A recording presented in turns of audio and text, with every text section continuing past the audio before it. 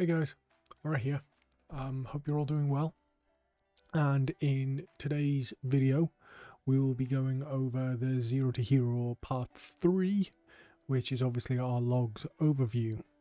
So last week, as you guys know, I was about 76%, 76.2 average performance, with key bits to improve being positioning and better learning when to use my cooldowns for maximum efficiency. So going into this week, I bear that in mind, and as a result, if we swap to the main screen, we are slightly higher this week. We are at 82.4, so we've managed to climb 6.2 average performance across the ranks. And as you guys can see, Soul Render and Painsmith were my most improved this week, with a slight improvement on Tarragru and a slight improvement on Guardian of the First Ones. Still reckon I could eke out some more DPS on Guardian, to be fair. Got a bit of a ways to go there. But apologies. But yeah, no, Soul Render and Painsmith were vastly improved this week. So looking at Soul Render, the previous week we were at 67 percentile, and this was single target. However, this week, as a perk, we actually had a Blood Death Knight with us. Our tank Josh was on his DK rather than his Druid, so we were able to make use of Mass Grip, and I will go into that during the Soul Render Doorzamin Retribution Paladin fight POV for Heroic and the guide, which I will also be releasing later this week. So we were able to get much more benefit out of our 1 minute cooldowns as they cycled, but we did have to make an active choice at the start of that pull, much to the annoyance of some of the group, because usually I just burst on start, but you can see here that I managed to best some other, which arguably are better padders for this fight, like Tricky, for instance, our Affliction Warlock, did quite a lot of padding with the Seeds of Corruption. Boy, did that man try. His Seed of Corruption actually did more than Divine Storm. That's impressive. 2.5, 2.08. I just got to have a look at this. Damage taken. Soul Render Doorzamin. Actually, nope, it'll be damage done, won't it? Here we go. So, as a red pally, I'm second on total damage done to Doorzamin, just beating out our Marksman Hunter. Our Demon Hunter Hilarity was just miles ahead. But if we actually swap to Mossworn Agonizers, we can see that I'm second top there as well. So Tricky actually did a little bit more damage to the adds than I did overall. So it was pretty close between the two of us, but single target priority damage. Hey. So yeah, going back then.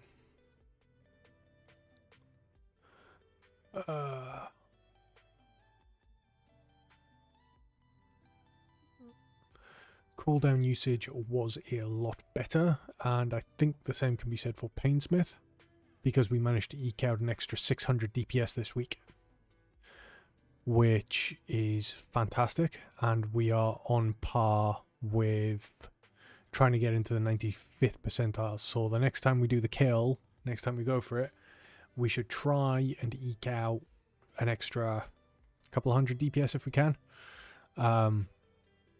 Which should be manageable, seeing as about 6.5 puts us in the 95th percentile job. And with its kill time being just shy of 6 minutes, we were in a pretty good spot in terms of when we were using our wings. The point to note that I do remember for this, and again, this will come up in my in the raid guides that'll be released later this week. The 1 minute cooldowns were not syncing up properly to detonate on the balls, because one of my previous tactics in the earlier things before we started out gearing the ever-living monkeys out of this was I would essentially burn the balls, the spiked balls, with Final Reckoning and Divine Toll, because I'd be prioritizing Painsmith, but I'd position myself in such a way that it would hit the balls as well and do a considerable amount of damage to them, helping burn them down. But I didn't really do that this time because the damage just did not sync up well. So instead, a lot of my damage went into Painsmith. Like, I was the highest individual to damage Painsmith, which is always a good sign, because I was 700 or 70k rather higher than Tricky, and nearly 100k higher than the third person, so good going there. Points to improve though going into the next run will be maximizing the damage on Guardian of the First Ones. We know we can eke out more damage here. And we need to, because we need to be looking at probably getting close. Well, we need to be looking at getting about 9k, because we still aren't in the purple yet. We're 73, so we're just shy of the purple line, and we were 50 DPS off, which could be a couple of crits. Could be a little bit more haste. Maybe rather than using strength food, maybe I should have used haste or verse potentially. Something to play around with. But I do also remember that there were a few positional problems. So that is something to look forward to in the next one. However, Fate Scribe, Kel'Thuzad and Sylvanas this week didn't really have any changes. Fate Scribe, I passed a 40. Unfortunately, there was quite a bit of movement on my end. The RNG gods did not favour me this time, so I had a lot less melee uptime for Fate Scribe. But saying that, I was there and positionally aware to assist in the third phase. Again, I will be releasing a video kind of showing this, because you guys have asked me to do the raid guides, so I actually used, you will see the content from today's log review as the raid guides. I'll be using each of the heroic kills, so you'll see my 11k Terragru kill and all of these, specifically Soul Render, Painsmith, Guardian of the First Ones, and you'll kind of see what happens. Like, there's an interesting thing for when we get to the Kel'Thuzad pull, because this week I passed horrendously compared to my previous passes. I did 84 the previous week, which is pretty nice. It's a good number. Not quite to the level of, 8.6 that I kind of be needing for my gold passes. But there was a point where I had to taunt KT and yeet across the room. Or run away. Like a scared little paladin should. Because one of our tanks had gone down. So the call for that happened, and I just reacted. The other part of my DPS pass being low this week was because I went down into the phylactery, and going into the phylactery meant that pretty much all of my damage was single target. So if we look at there we go. So Divine Storms, 8.29% for a total of 251k damage. I did 600k damage to the Remnant, and the Abomination, Soul Shards, and Glacial Spikes took about 150,000 each. Compare that to the week before, which is my 84 pass. Nope. Yeah. Guild's not trying to recruit. Although it might be, I don't know. There we go. You can see the my Divine Storm usage was much higher at 320k, and I did absolutely no damage at all to the phylactery, because I wasn't going down. My job was actually to blow up the Unstoppable Abominations and the Soul Reavers, which is what I did for that week. But being upstairs as a Retribution Paladin means that once everything's stacked up and together, you can use your 1 minute and you can funnel into one of those two abominations, which is fantastic for your logs. But if you need to go down, your single target DPS with your 1 minute into the Remnant will actually do a considerable amount of damage as well, and you will burn through those phases quite quickly, which is what we did. So Fate Scribe and KT were a little bit meh, and Sylvanas, I just need to get better at maximizing the amount of damage I'm throwing out there. Because unfortunately, yeah, there was I ended up with a kill where I did no DPS at all. I died very, very, very early on for a pull. But for my recent pull,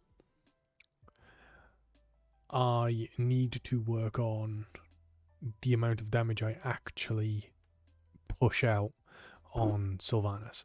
Because the thing is, during the first phase and the third phase, there's a lot of moving around and kind of having to try and make sure that you're within melee range to maximize your DPS.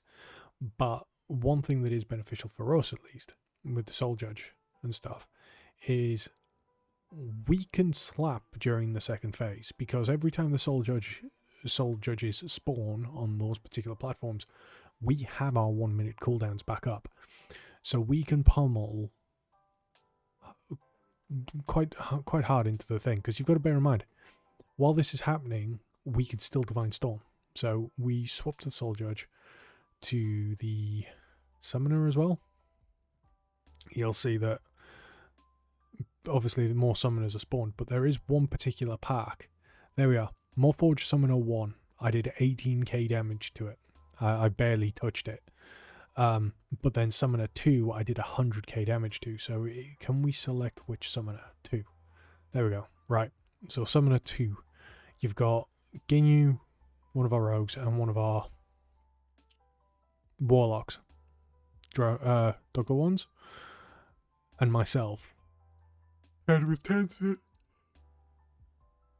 Kind of all doing what we can to blow up, because that second phase with the Soul Judge and the Summoner, that second period where they're both spawned, you have a lot going on. You have Summoner Orbs, you have the Soul Judge clapping everybody, you've then got Sylvanas about to do a pushback wave, and you've kind of got to maximize that. So, still have a lot of work to do when it comes to the Sylvanas fight, because the other problem is, she has this really nasty habit, and it's a problem that a lot of melee face, not just Retribution Paladins, in that every time you use an ability, she will just dart off, because unfortunately that's timing. She's a very mobile fight.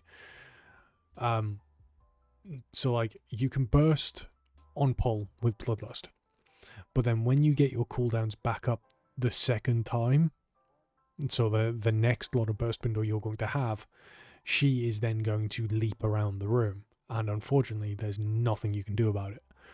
So for me, it's going to be whether or not, as we continue to do heroic for shards, gear, the last couple of pieces before we eventually transition full-time into mythic, will be whether or not I just need to actually hold those cooldowns and go, right, sod it, I'm going to blow up those 3 or 4